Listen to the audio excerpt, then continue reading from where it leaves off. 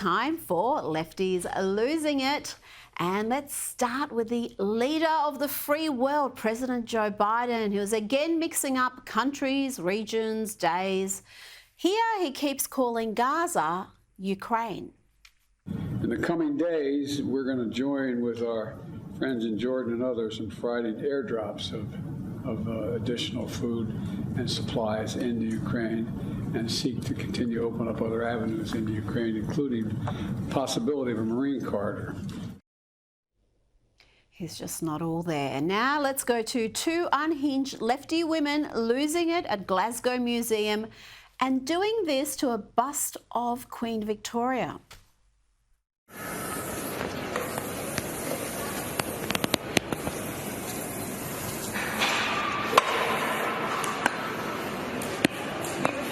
Dragged back to the Victorian era. Diseases and starvation such as rickets and scurvy are on the rise. Freedom begins with breakfast. If you can't understand that, we'll shove it in your face. Food is a human right. We call it a systems of oppression under which we are suffering.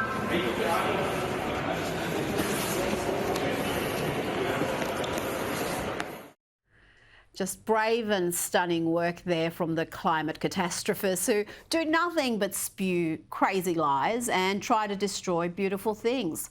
That was porridge and jam, by the way, they poured over the statue. Now let's check lefties in the wild. Watch these two horrid types harass a poor guy in a wheelchair of sorts because apparently it's against the rules. You won't believe this.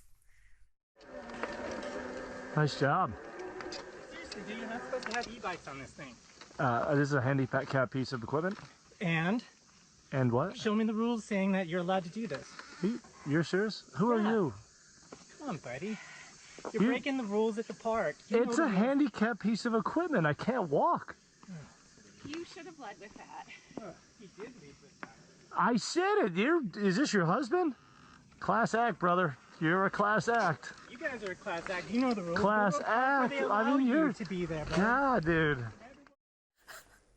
Can you believe the woman? She said, you should have led with that. I mean, really? Oh, my gosh. Now, let's go to how NBC edited a post-match interview with CJ Stroud, a quarterback for the Houston Texans.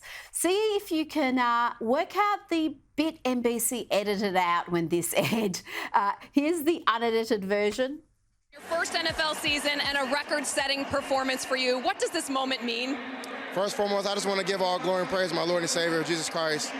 I mean, it's been amazing being in this city for as short as I've been, but the love that I've got, I've really just been doing it for Houston, man. People back home, I'm blessed enough being in the position I am. And this is the version that was replayed again and again.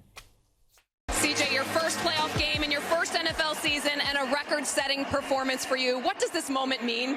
I mean, it's been amazing being in this city for as short as I've been, but the love that I've got, I've really just been doing it for Houston, man. People back home, I'm blessed enough being in the position I am. Yes, I wonder what that little bit was cut.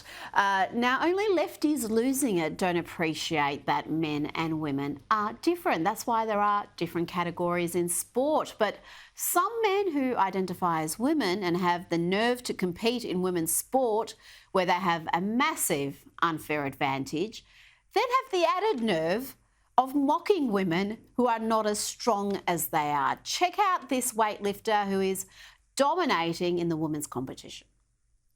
Welcome to Anne Says Something Controversial. Why is women's bench so bad?